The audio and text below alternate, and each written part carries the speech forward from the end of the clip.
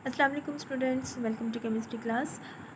Okay, the next topic of chapter number 7 is the galvanic cell. Chapter number 7 electrochemistry में हम लोगों ने start में पढ़ा था कि इलेक्ट्रोकेमिस्ट्री साइंस की वो ब्रांच है जिसमें नॉर्मली दो तरह के प्रोसेसेस पे कंसिस्ट होती है. In the first step, in the first process in which the non spontaneous chemical reaction take place. ठीक है, वो प्रोसेस होता है जिसमें नॉन स्पॉन्टेनियस केमिकल रिएक्शन होती हैं. और फॉर एग्जांपल ये आप इलेक्ट्रिसिटी प्रोवाइड करवाएंगे और केमिकल रिएक्शन जो है वो टेक प्लेस होंगे. तो इसके आपने एग्जांपल हम लोगों ने रीड की थी इन इलेक्ट्रोलाइटिक सेल, और इलेक्ट्रोलिसिस ऑफ वाटर में हमने इसकी डेली लाइफ एग्जांपल जो थी वो भी स्टडी की. The second type of the cell is called as the galvanic cell, जो कि इलेक्ट्रोकेमिस्ट्री के दूसरे प्रोसेस पे कंसिस्ट होता है. दूसरा प्रोसेस क्या है कि केमिकल रिएक्शंस की मदद से करंट प्रोड्यूस होगा. केमिकल रिएक्शन होगा और उस केमिकल रिएक्शन की वजह से क्या क्या क्या चीज़ प्रोड्यूस हो रही है, that is the electric current. अब ये जो केमिकल रिएक्शंस हो रहे हैं ये खुद ब खुद होते हैं. मींस कि इसको आप कोई एनर्जी, कोई हीट, कोई लाइट कुछ भी प्रोवाइड नहीं करते. ये ऑटोमेटिकली केमिकल रिएक्शंस खुद ब खुद होते हैं. इसका मतलब है कि गैल्वेनिक सेल में जो केमिकल रिएक्शन होता है डैट इज़ द स्पॉन्टेनियस. ठीक है, यानी कि इसमें स्पॉन्टेनियस केमिकल रिएक्शंस हो रहा होता है. तो बेसिकली जिस सेल में हो रहा है उसको हमने गैल्वेनिक सेल का नाम दिया. और गैल्वेनिक सेल का एक और नाम भी हम देते हैं, that is a Daniell cell, which is the name after the inventor of this cell. ठीक है, उसके साइंटिस्ट के नेम पे ही उसका नाम डैनियल सेल जो है वो रखा गया. ओके, सो अगर गैल्वेनिक सेल को मैं डिफ़ाइन करना चाहूँ तो I can define it as galvanic cell is a type of the electrolytic cell in which spontaneous chemical reaction take place, and it generate or produce electric current. This is the basic definition of the galvanic cell. The second question is arise कि अगर ये galvanic cell की definition है तो इसकी construction क्या है और ये किस तरह से काम करता है. तो नेक्स्ट जो है हम अब उसकी कंस्ट्रक्शन और हम उसकी वर्किंग को डिस्कस करेंगे. कंस्ट्रक्शन में इसकी क्या है कि गैल्वेनिक सेल और the Daniell cell is consist of the two half cells. बजाय इसके कि एक ही सेल पे हम लोग सब चीज़ें डालें, ये दो सेल्स पे कंसिस्ट होती हैं. कौन कौन सी? फॉर एग्जांपल ये मैंने दो सेल्स जो है वो ड्रॉ कर रही हूँ. ठीक है, और ये इन दोनों सेल्स के अंदर इलेक्ट्रोड्स डिप होते हैं इलेक्ट्रोलाइट सॉल्यूशन में. ठीक है, इनके अंदर इलेक्ट्रोड्स डिप होते हैं. Electrodes is any solid material that conduct electricity. Electrolyte के अंदर ये डिप होते हैं, यानी कि ये आपने एक सोल्यूशन जो है वो इसके अंदर डाला हुआ है. ठीक है, अब ये इलेक्ट्रोड्स कौन से हैं और इलेक्ट्रोलाइट कौन से हैं.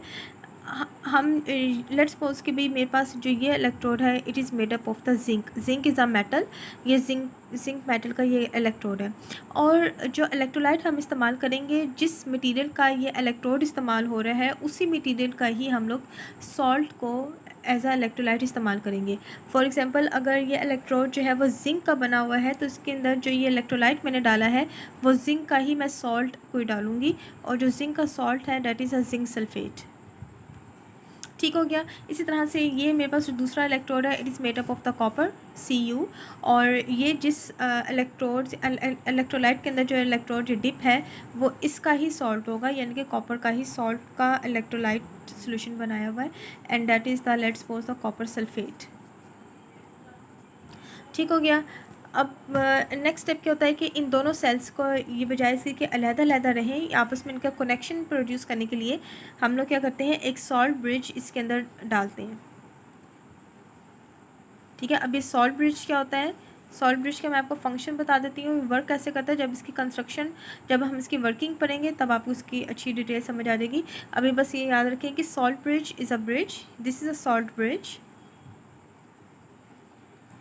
सॉल्ट ब्रिज जो है ये वाकई एक ब्रिज का ही काम करेगा, और लेकिन ये ब्रिज का क्या काम है, ये सिर्फ दोनों सॉल्यूशंस के अंदर जो आयंस हैं उनको न्यूट्रलाइज करने के लिए इस्तेमाल होता है. ठीक है, salt bridge is use to neutralise the both solution. और कैसे होगा ये हम जब वर्किंग में आएंगे तो हम इसको डिस्कस करते हैं. ठीक हो गया. अच्छा जी, ये तो हो गया पूरा सेल। अब हमने क्या कहा है कि chemical reaction produce the electric current.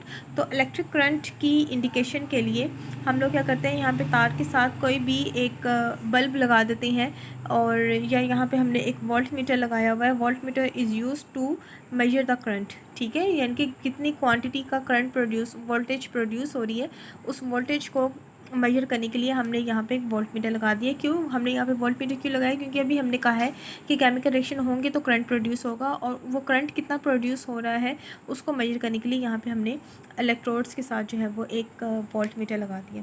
So this is the whole construction of the Daniell cell.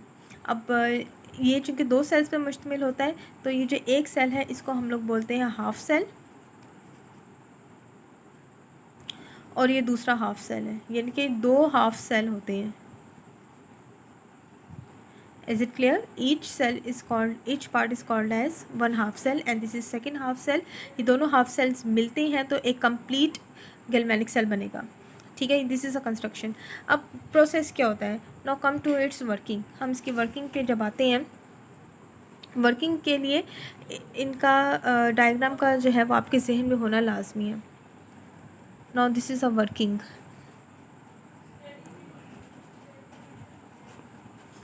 अच्छा जी, अब होता क्या है कि ये जो जिंक इलेक्ट्रोड है, जिंक इलेक्ट्रोड की ऑक्सीडाइजिंग पावर बहुत ज़्यादा होती है। ऑक्सीडाइजिंग पावर ज़्यादा होने का क्या मतलब है? That oxidise itself by removing electrons, ठीक है। हमने ऑक्सीडेशन की एक डेफिनेशन ही पढ़ी थी ना कि अगर removal of electron is called as oxidation. तो जो जिंक इलेक्ट्रोड है, जैसे हम इसको किसी भी इलेक्ट्रोलाइट के अंदर डिप करते हैं तो ये अपने आप को डिसोसिएट करना शुरू कर देते हैं। इलेक्ट्रोलाइट के अंदर डिप करते हैं। इलेक्ट्रोलाइट के अंदर क्यों डिप करना है? क्योंकि इलेक्ट्रोलाइट जो है वो एक आयनिक सोल्यूशन होता है जो कि उसको इनिशिएट करवा देता है रिएक्शन के लिए। आयनिक सोल्यूशन होने का क्या मतलब है कि मैंने क्या कहा है कि ये इलेक्ट्रॉन जिंक सल्फेट पे कॉन्सिस्ट है ये इलेक्ट्रोलाइट। और इलेक्ट्रोलाइट की हमने डेफिनेशन पढ़ी थी कि इलेक्ट्रोलाइट एक ऐसा मटेरियल होती हैं that resolve it into its ions, जो कि अपने आप को अपने आयंस में कन्वर्ट कर लेते हैं, and they can conduct electricity, ठीक है।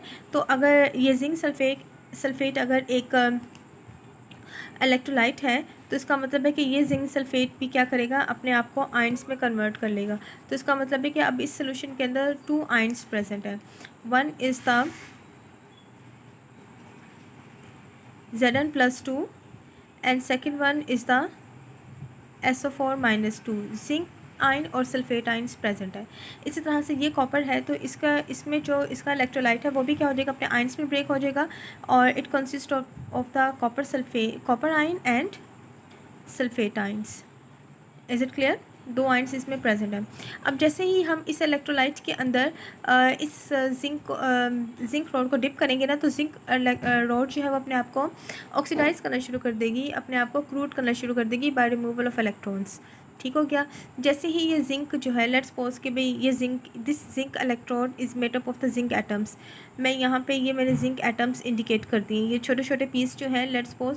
अब चूँकि एटम्स तो बहुत छोटे होते हैं ना, तो मैं सिर्फ आपको अंडरस्टैंडिंग के लिए मैंने ये ड्रॉ कर दिए कि ये it consist of the atoms, ठीक हो गया। अब होगा क्या कि यहाँ से ये जिंक एटम, ये एक एटम जो है वो क्या करेगा?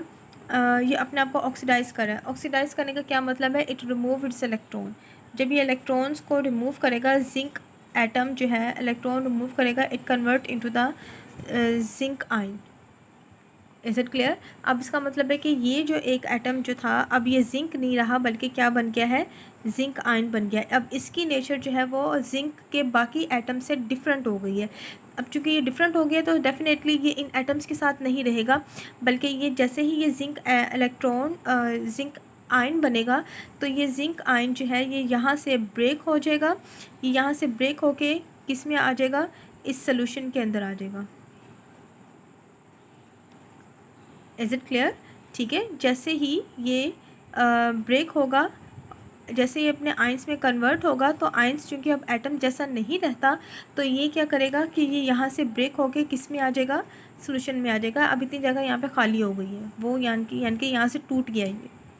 Is it clear? इसी तरह से ये प्रोसेस कंटिन्यू रहता है, और इसमें जो जिंक एटम है they convert into the zinc ion bye removing electrons. अब ये इलेक्ट्रॉन्स जो हैं ये जो है वो इस इलेक्ट्रोड्स पे स्प्रेड होते जा रहे हैं, ठीक है, जो इलेक्ट्रॉन निकल रहे हैं जिंक पे, जो जिंक आयन है वो तो सोल्यूशन के अंदर आ जाते हैं, यहाँ से टूट के वो सोल्यूशन के अंदर आ जाते हैं, लेकिन जो इनके इलेक्ट्रॉन्स हैं वो तो इसी इलेक्ट्रोड के ऊपर ही स्प्रेड हो जाते हैं। ठीक है, और इन इलेक्ट्रॉन्स को और कहीं निकलने की जगह नहीं मिल रही, तो उनको ये जब आते हैं यहाँ पे वायर पे, तो ये यहाँ से वायर्स पे मूव करते हुए जहाँ जहाँ पे वायर जा रही है वहाँ पे चले जाते हैं। Is it clear?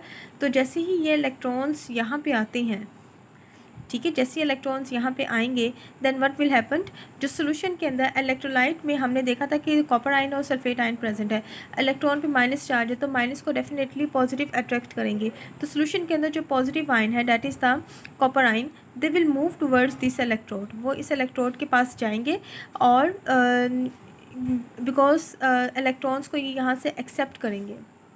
ठीक है, कॉपर आयन क्या करेगा, सोल्यूशन में मौजूद कॉपर आयन जो है वो उस इलेक्ट्रोड पे जाएगा और वहाँ पे जो इलेक्ट्रॉन्स आ रहे हैं उसको एक्सेप्ट करेगा and it convert into the copper atom. अब ये कॉपर आयन है, ये जब यहाँ पे जाके इलेक्ट्रॉन को एक्सेप्ट करेगा तो अब ये क्या बन जाएगा, copper atom.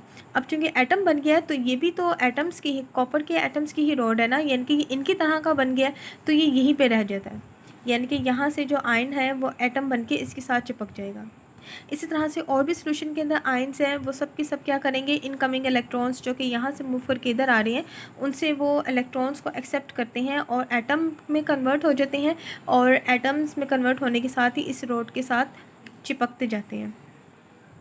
Is it clear? ठीक है, सो अब ये देखें कि चूँकि यहाँ पे इलेक्ट्रॉन स्प्रेड हो रहे थे, निकल रहे थे, और उसकी वजह से इस पूरे इलेक्ट्रोड पे माइनस इलेक्ट्रॉन होने की वजह से इस पूरे इलेक्ट्रोड पे माइनस चार्ज आ जाता है, क्योंकि इलेक्ट्रॉन्स पे माइनस चार्ज होता है, तो इन इलेक्ट्रॉन्स की वजह से इस पूरे इलेक्ट्रोड पे कौन सा चार्ज आ जाता है, माइनस। ठीक है, इसी तरह से यहाँ पे चूँकि पॉजिटिव आयन इसके पास जा रहे हैं, तो यहाँ पे पॉजिटिव आयन चूँकि इसके पास जा रहे हैं, तो इस इलेक्ट्रोड पे कौन सा चार्ज आ जाता है, पॉजिटिव। Is it clear? ठीक है, और ये इलेक्ट्रोड्स जहाँ पे ये बस इस वाले इलेक्ट्रोड पे क्या हुआ था कि जिंक एटम जो है वो जिंक आयन में कन्वर्ट हो रहा है बाय लूजिंग इलेक्ट्रॉन। इसका मतलब है कि इस वाले इलेक्ट्रोड पे कौन सा प्रोसेस हो रहा है, डैट इज़ द ऑक्सीडेशन। यही है ना कि removal of electron is called as oxidation. तो अब इस प्रोसेस में जहाँ पे ये इलेक्ट्रॉन रिमूव हो रहे हैं, इस पूरे इलेक्ट्रोड पे कौन सा काम हो रहा है, ऑक्सीडेशन का। और इस वाले इलेक्ट्रोड पे देखें, ये पॉजिटिव आयन इसके पास जा रहे हैं और इलेक्ट्रॉन को गेन कर रहे हैं, so gain of electron is called as reduction. ठीक हो गया? ओके, तो इसका मतलब है कि ये ऑक्सीडेशन हो रही है जिंक इलेक्ट्रोड पे, और कॉपर इलेक्ट्रोड पे क्या हो रही है, रिडक्शन हो रही है। ठीक है, और हमने लास्ट लेसन में पढ़ा था कि जिस इलेक्ट्रोड पे ऑक्सीडेशन होती है उस इलेक्ट्रोड का नाम क्या है, एनोड। ठीक है, मैंने आपको इसकी निशानी भी बताई थी कि दोनों वॉवल्स एक तरफ होते हैं, तो एनोड का ए भी वॉवल है और ऑक्सीडेशन का ओ भी वॉवल है, तो दोनों इकट्ठे एक साथ हमेशा एनोड पे क्या होती है, ऑक्सीडेशन, और कैथोड पे क्या होती है, इसमें रिडक्शन।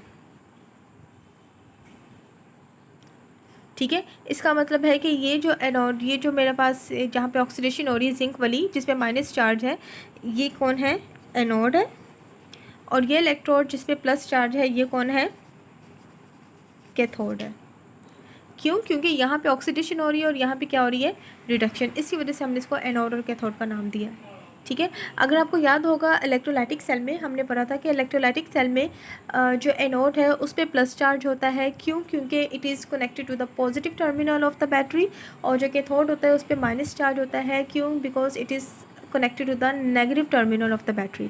ठीक है, लेकिन यहाँ पे गैल्वेनिक सेल या डैनियल सेल में ये चार्जेस उलट है। यहाँ पे एनोड पे माइनस चार्ज है, कैथोड पे पॉजिटिव है। एनोड पे माइनस चार्ज क्यों है? Because of these electron which are spread on the electrode. ठीक है, removed by the zinc atom. ठीक है, जिंक एटम्स जो है वो इलेक्ट्रॉन्स को निकाल के आयन में कन्वर्ट हो जाता है, खुद ये इधर आ जाता है और यहाँ पे इलेक्ट्रॉन्स जो है वो इकट्ठे हो जाते हैं, जिसकी वजह से इस पूरे इलेक्ट्रोड पे माइनस चार्ज आ जाता है।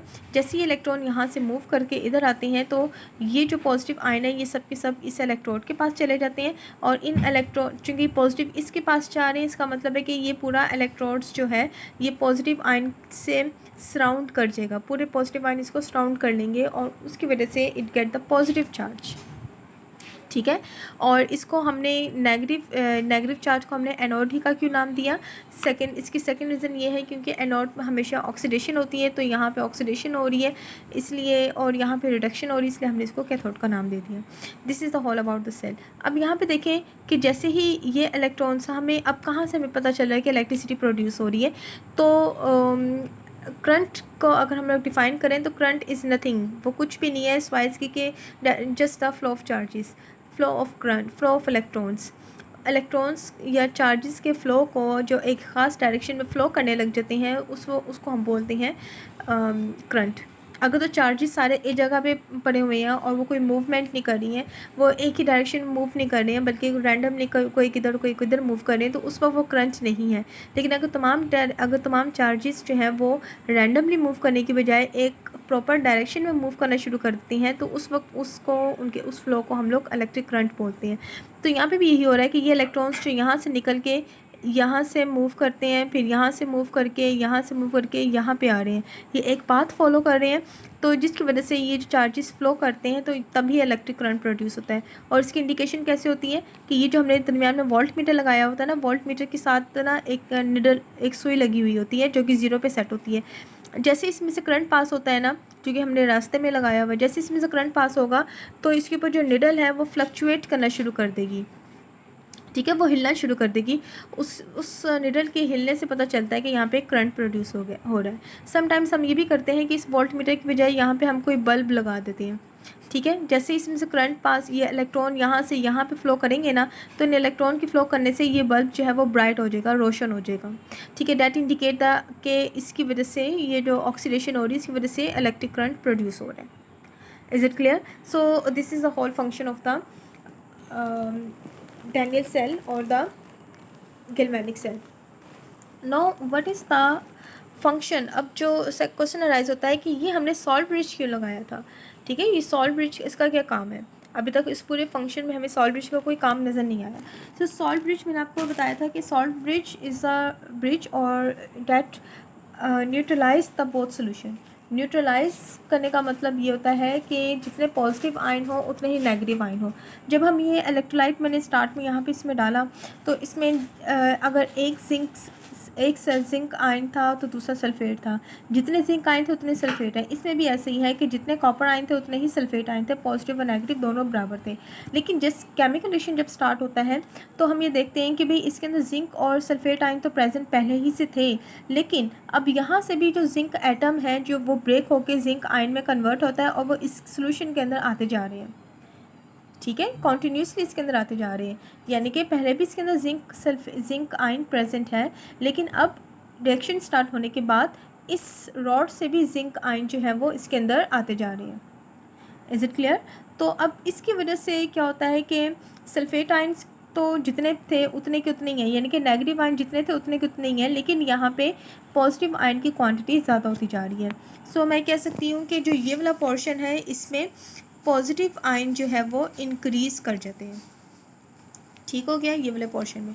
अब मैं इस पोर्शन की बात करूँ, यहाँ पे हमने क्या देखा है कि भाई पहले शुरू में तो जिंक और सल्फेट दोनों इक्वल हैं, जितने पॉजिटिव उतने नेगेटिव हैं, लेकिन जब रिएक्शन स्टार्ट होता है तो यहाँ से जो जिंक आयन है वो मूव कर जाते हैं towards this electrode and they convert into the copper atoms, ठीक है। कॉपर आयंस जो हैं वो किस में कन्वर्ट हो रहे हैं? कॉपर एटम में। अब इसके अंदर मजीद आयंस नहीं रहे, they convert into the copper atoms, ठीक है। So with the passage of time यहाँ पे पॉजिटिव आयन कम होते जा रहे हैं और सल्फेट आयंस क्या होते हैं, यानी कि नेगेटिव आयंस क्या होते हैं, इसमें ज़्यादा होते जा रहे हैं, ठीक है। अब ये दोनों सोल्यूशन न्यूट्रल नहीं रहा, यहाँ पे पॉजिटिव आयंस आता है, यहाँ पे नेगेटिव आता है। तो इसको ओवरकम करने के लिए क्या होगा कि ये जो यहाँ पे नेगेटिव ज़्यादा है और यहाँ पे पॉजिटिव ज़्यादा है ना, तो यहाँ से जो सल्फेट आयन है ना, ये यहाँ से मूव करके हुए इस सोल्यूशन के अंदर आ जाएंगे। फॉर एग्जांपल अगर यहाँ पे अगर यहाँ पे 6 पॉजिटिव आयन है और 3 नेगेटिव आयन है, ठीक है, और लेट्स सपोज यहाँ पे जो है वो 3 पॉजिटिव है और 6 नेगेटिव है, ठीक है। तो अब ये क्या होगा कि ये 3 पॉजिटिव है, 3 पॉजिटिव को कितने नेगेटिव चाहिए? 3 इसके पास एक्स्ट्रा है ना, वो 3 आयंस यहाँ से मूव करके यहाँ पे आ जाएंगे। 3 नेगेटिव आयन यहाँ पहले थे, 3 नेगेटिव आयन यहाँ से आ गए, तो यहाँ पे कितने हो जाएंगे, 6 नेगेटिव हो जाएंगे। फिर प्लस और नेगेटिव दोनों इक्वल हो जाएंगे, यहाँ पे भी नेगेटिव और पॉजिटिव दोनों इक्वल हो जाएंगे। ठीक है, तो ये आयंस की माइग्रेशन करवाती है, ये सॉल्ट ब्रिज आयंस की माइग्रेशन करवाती है, जिसकी वजह से सोल्यूशन जो है वो न्यूट्रलाइज रहता है, यानी कि इक्वल क्वांटिटी रहती है दोनों की। ठीक हो गया। अब सॉल्ट ब्रिज बना किसका होता है, सॉल्ट ब्रिज में हम लोग एक इलेक्ट्रोलाइट कोई भी इस्तेमाल करते हैं, लेकिन वो इलेक्ट्रोलाइट जो है वो नॉर्मली जो होता है वो इनरिएक्टिव होता है, इनर्ट होता है, यानी कि ये ऐसा इलेक्ट्रोलाइट लेते हैं हम लोग जो कि केमिकल रिएक्शन में हिस्सा नहीं रहता, वो सिर्फ उस ये जो ट्रांसफ़र ऑफ आयन है, माइग्रेशन ऑफ आयन है, उसको सपोर्ट करता है, ताकि दोनों तरफ सोल्यूशन जो है वो न्यूट्रलाइज हो सके। अगर आप यहाँ पे जो सॉल्ट ब्रिज में जो इलेक्ट्रोलाइट है वो अगर इनर्ट नहीं लेंगे, तो फिर यहाँ से भी आयंस जो है वो सोल्यूशन के अंदर आ सकते हैं और हमारे सेल को डिस्टर्ब कर सकते हैं। ठीक है, तो इसलिए हम लोग ऐसे आयंस को, ऐसे इलेक्ट्रोलाइट लेंगे इसके अंदर जो कि इनर्ट होते हैं। फॉर एग्ज़ाम्पल पोटेशियम नाइट्रेट है, it is a inert electrolyte. ठीक है, नॉर्मली इसी को इस्तेमाल किया जाता है, या NaCl भी इस्तेमाल होता है, या KCl भी इस्तेमाल होता है। They are the some substance that is use as a electrolyte in a salt bridge. ठीक है, और उस इलेक्ट्रोलाइट को स्टेबल करने के लिए इसके अंदर जेलेटिन का एक सोल्यूशन बनाया जाता है। ठीक है, और उसके अंदर फिर वो इलेक्ट्रोलाइट को इलेक्ट्रोलाइट उसके अंदर ऐड किया जाता है, तो एक जेली टाइप मटेरियल बन जाता है, और वो फिर उस जेली टाइप मटेरियल को इस सॉल्ट ब्रिज के अंदर फिल किया जाता है, जिसकी वजह से जो है वो फिर आयंस जो है वो एक हाफ से दूसरे हाफ के अंदर आ जाते हैं। Is it clear? So this is the whole about. अच्छा, ये तो हमारे पास हो गया oxidation reaction, this is a reduction reaction. The next is a overall reaction.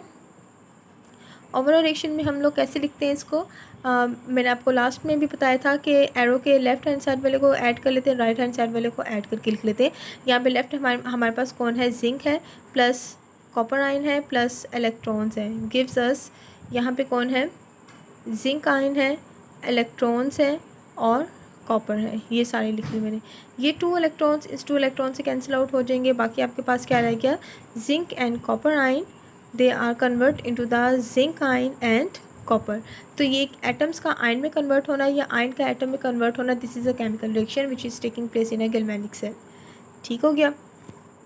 So this is all about of the galvanic cell. अब चूँकि यहाँ पे भी ऑक्सीडेशन रिडक्शन दोनों हो रही है, सो this is a type of the redox reaction. ठीक है, ओके, थैंक यू।